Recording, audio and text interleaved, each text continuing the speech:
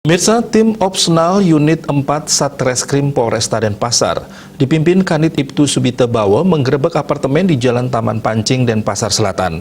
Di apartemen tersebut polisi mengamankan selebgram berinisial RR karena mempertontonkan aurat saat live. Kasih Humas Polresta Denpasar Ibtu Ketut Sukardi membenarkan adanya pengungkapan kasus ini. Kasusnya masih didalami penyidik Unit 4 Satreskrim Polresta Denpasar. Terungkapnya kasus ini berawal dari petugas melakukan penyelidikan telah mengamankan selebgram RR karena saat live selalu mempertontonkan aurat dan melakukan hal asusila. Hasil penyelidikan, petugas berhasil melacak keberadaan pelaku. Ternyata pelaku tinggal di apartemen Jalan Taman Pancing Denpasar Selatan.